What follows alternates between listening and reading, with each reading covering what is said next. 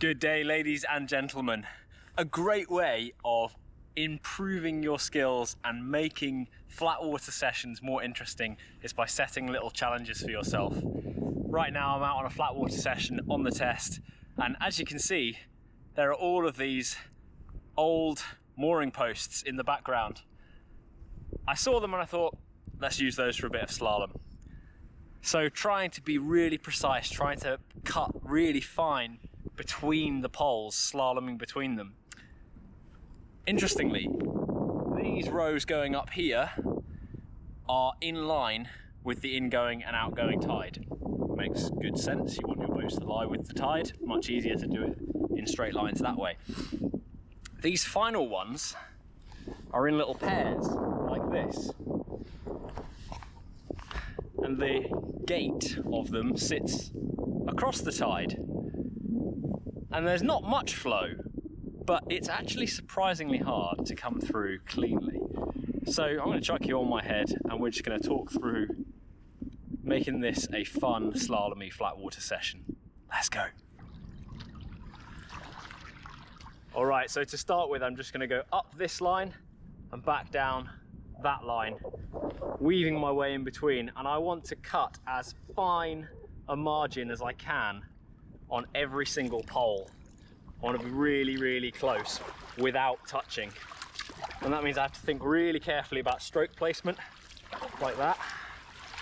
Now some of them make it easier because they're not actually fully in a line with each other,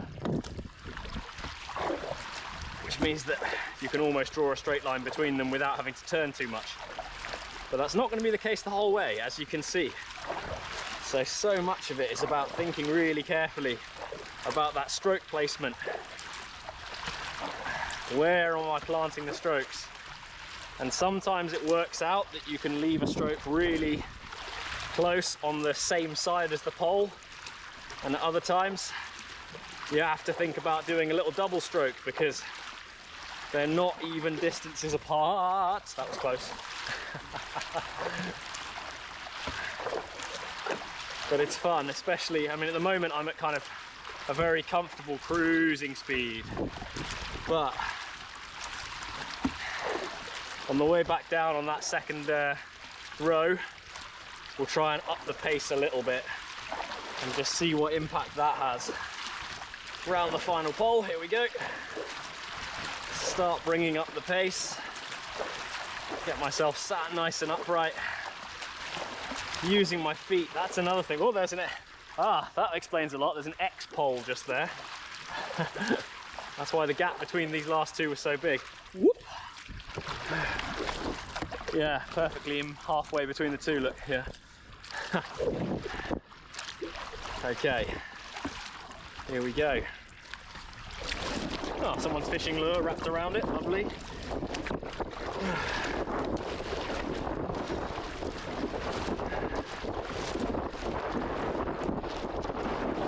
Yeah, see, wrong placement. Whoa.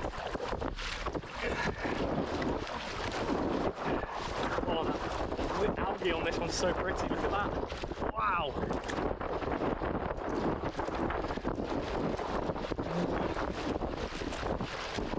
Nice. I had to slow down for that placement though.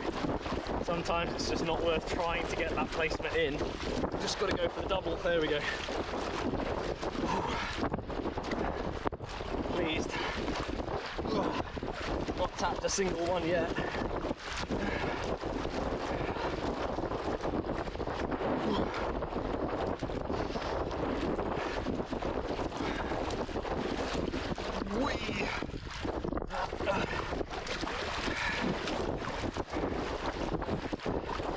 Ooh, that was tight.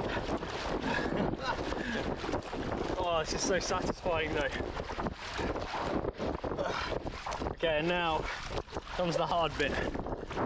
Across the tide, through these gaps. Ah, tapped. Okay, let's try that again. No touches.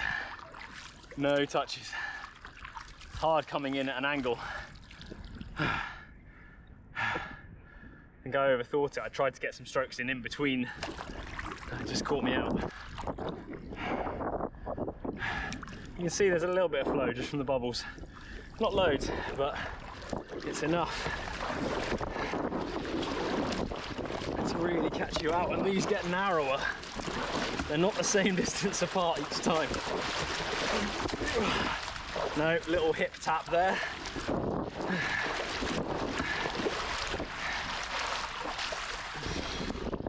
Okay, well that one was clean. Let's go back the other way.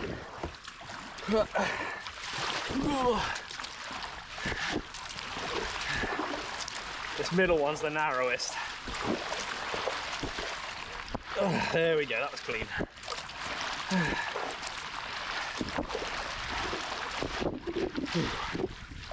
Yeah, when you're up to speed, it's not too bad. If you slow down, you lose it.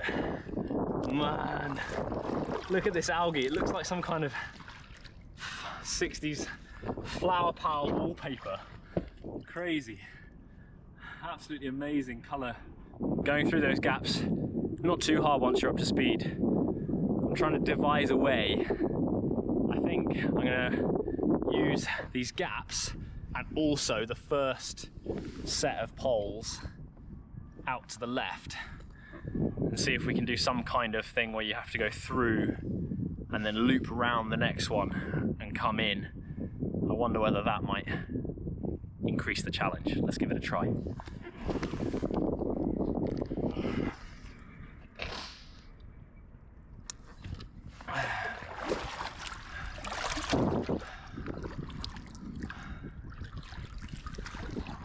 So we're going through and then round that middle pole and then through the far side, round that one. So it's like a inverse, I don't know what you call it, a little zigzag. A zigzag, let's call it that, because that's what it is. All right, there we go. Okay.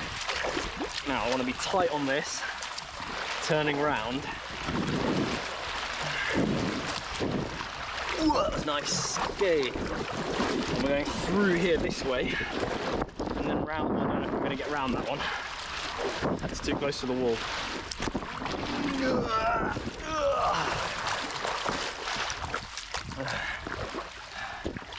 Okay, well, let's just do the same thing backwards. Otherwise, I'm always turning the same direction.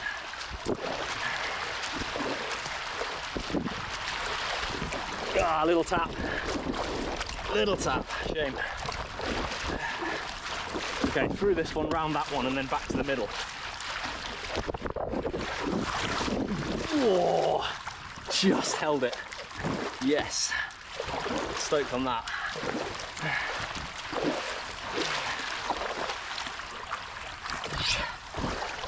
Oh, now this is the hard one.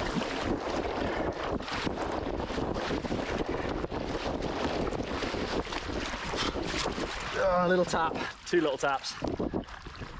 Ay, ay, ay. That's hard work. Oh, I really want to get that middle one clean.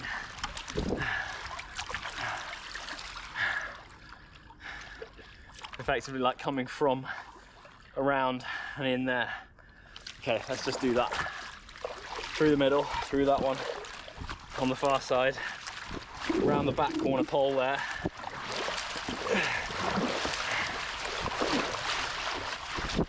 Yes, clean. Just avoided touching.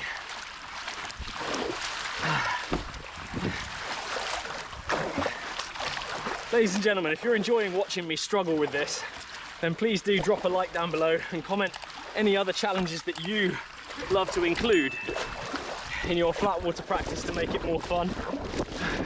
I'd love to read some of those. I'd also love to know. Ooh, that was tight. I think I got it. A little tap, but only one rather than two.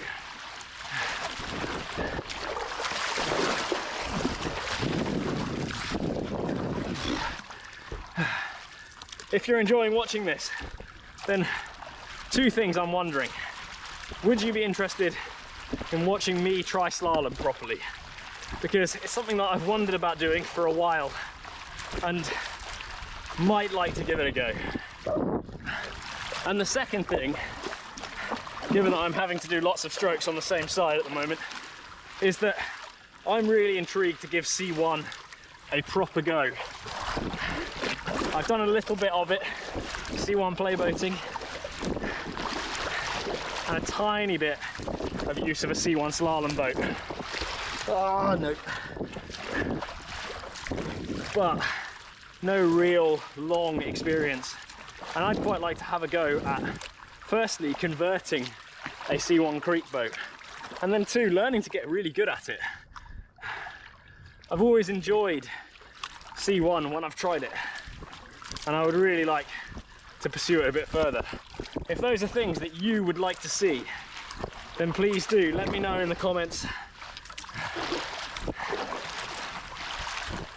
And if anyone happens to have an old but not completely knackered creek boat they'd be willing to part with, in exchange for money of course, then you can let me know about that too.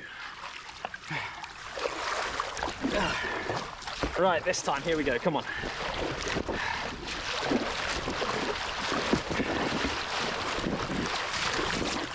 Oh yeah, boy, got it.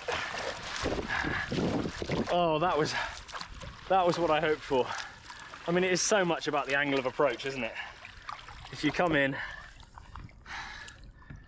wide enough, then you can come in nice and clean. Oh yeah, that is a way of making a flat water session so much more fun. If you've enjoyed this, then please do give it a like down below, share wherever you feel comfortable, and as I say, get in the comments. Let me know what you enjoy, let me know how you make your flat water sessions more fun. Let me know if you'd like to see some slalom or C1 stuff on the channel. I look forward to reading those comments. If you're here for the first time, then please do consider subscribing. It makes a huge difference to me, as I'm pushing now very close to the 4,000 subscriber mark, which is wild. And I'm so grateful for all the people who followed along this journey so far. Thank you so much for tuning in, and I'll see you in the next one. Yo!